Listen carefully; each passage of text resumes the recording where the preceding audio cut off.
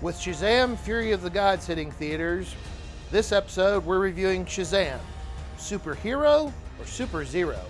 In the movie galaxy of the YouTube universe, you've landed on Frame Rate Studio, your guide for all things movies. I'm Corey. And I'm Chad. And I have a beef with this movie. Where is the beef? But I'm having a very big issue with bad guys. Why are they always bald? Well, they're just evil, Corey. Do you see your beard? Come on. I mean, you're a super villain. Come on. Representation. I want equal representation. There is an article out there that did a study about, I'll say, follically challenged. Baldness. Yes.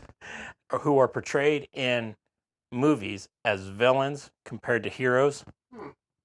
60 point whatever percent of the time, okay, they are villains. And I can remember this one was weird.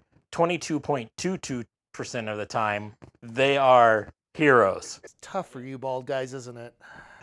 Beyond that, I actually really enjoyed this movie. It was so much fun. I've been kind of picking up on that since from you. But I did not expect anything from it going into it because I was like, okay, this is another DC film. It's going to just suck. Why are words, Corey? Why are you having Zachary Levi in it? But Zachary Levi, he did awesome in it. I love his performance and everything. Even though I loved him in it, I will say there's a bit of a flaw in the writing between him as Shazam and then Billy. Oh, okay. I didn't feel like Billy was that. I mean, because as Shazam, he was funny. He had some sense of humor. I'm invisible! I'm right here. I'm right here. There wasn't so much of that type of raw humor of just making fun of different things. He carried himself with more confidence. You could see the life of being a foster child. But then when you go into Shazam, you don't see it.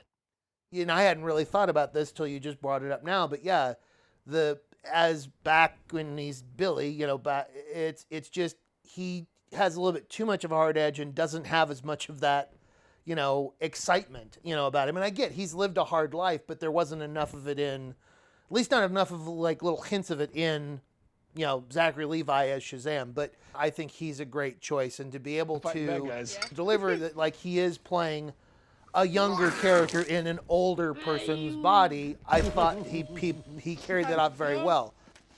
The other thing I really liked about Zachary Levi's performance is his chemistry with his brother or foster brother, who was played by Jack Dylan Grazer.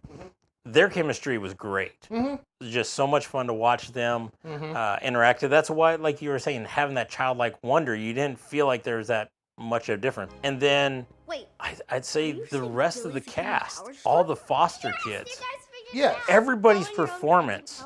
I didn't break any promises. You knew. I'm a good sister. And I loved who they picked for the foster dad. Cooper Andrews did a wonderful job. He just does a great performance in there. He's this loving character and just very protective of people. You don't snore that bad. You kind of smell. All the kids, how they all have their own personality. Yes. It was perfect the way they did because they're so different, but that's what you would expect out of a foster house. Right. So I agree with you. I thought the Freddy character, all the kids, yes, were great to watch on screen. Even when they change into their, you know, superhero alter egos, I think that still comes across well. Granted, we don't get to see them in their superhero selves for that long, But the littlest member of the family, the person who's playing the superhero version of her, I think does a perfect job of getting her. I'm sorry I don't have all the names in front of me, but like I think she does a great job of getting across. Like she really has. I've used this too many times. Like really did have that childlike wonder. I don't believe in violence, but I think we should kick this guy's butt like really hard. One other downside to this movie is the special effects. They weren't that great. They're kind of cartoonish and everything. Yeah. But okay, it added to it. Just because of what it was. It wasn't meant to be a superhero movie that was meant to be taken seriously in a way. Like the one that really stuck out to me that was so cartoony is when he goes bouncing over the cars. It is so cartoony, so horribly done, but it just made it that much more comical. And the 7 Sins, yeah, I think they were well crafted. They were very interesting. Wow, I am so surprised that we are in such different places on this part of it. I figured for sure we'd have the same thing to say. Go ahead. I'm saying as far as the creature design, having them come out as smoke and everything, that whole idea is great. Having just the way they looked for each of the sins, I thought they were a great design. However, again, they fall into the same category as cartoony. Yes. The design of what they wanted the characters to look like, I would agree with you. That absolutely they fit what each of them were supposed to be, being the 7 deadly sins. But then the execution, when they turned them into real life characters, it reminded me of in the first live action Scooby-Doo movie. It kind of looked like those characters. Yeah, I could agree with that. I see that, but at the same time, I kind of felt like, okay, this is kind of meant to be a kid's film, and that's what it all worked for me. The parts that were even bad worked for me. I just wish they would have leaned into it just a little bit more. Gotcha. Going back to characters. The actor who plays the wizard, Diamond Hansu, he's an excellent actor. Mm-hmm. I really enjoy him. But I really think with the fact of all this confusion and stuff that people are going, oh, didn't they already make this movie or so? Right. My heart to you, They Billy should have got Batson, Shaq. and in so doing, choose you as champion. No, he's Shazam, not Kazam. No, totally different. So you were wanting it to be like sort of meta references. Yes. Gotcha. And I think that's what I'm picking up on. You went in and gave it a little bit more leeway and that it was supposed to be a little bit lighter fare. But I think it would have been nice if we had a little bit more about, Dr. Savannah. It just, because it was a very, to me, surface backstory. Crying to other people all the time. A man needs to know when to stand up for himself. So I was just like, okay, that chalks it up to how easy and goofy. Because this story is, I can't say it's super complicated. Oh no, it's pretty straightforward. I think the only part that I think was unexpected in it was Billy finally finding his mom and how that interaction went. I didn't. I'm gathering I've hit on a sore point for Corey. How about you? Tell me your thoughts. She says, as in trying to defend herself of why she left him at the fair and everything. She says, I was 17. he was like 4 or 5. Yeah. So I'm like, wait, you're saying you were 13 when you had him? Yeah. Okay. Something's not right here.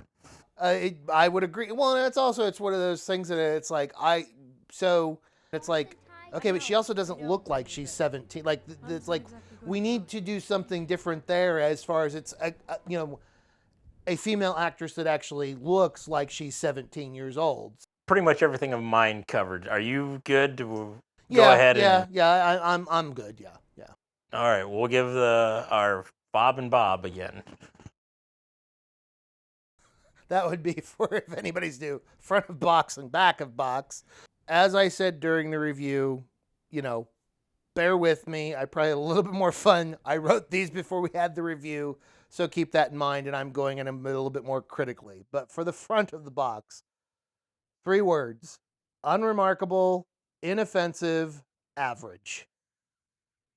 For the back of the box, DC Studios is back with another entry into their stable of overpowered gods, superheroes, with Shazam.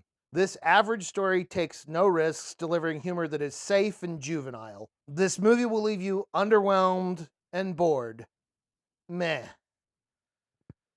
Now, my score that I gave it originally was a 51. I'm going to revise it a little bit. I'm not going to put it up too much higher, but I'll give it a few more points. I'll give it a 57. For the front of the box, Shazam is funnier than Superman's invisible mustache, more entertaining than any DCU movie, able to make you enjoy the DC universe.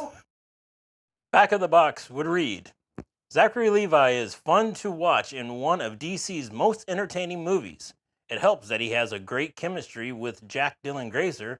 However, the magic starts to fade and the curse of DC movies starts to show towards the end. I'm giving this a 78.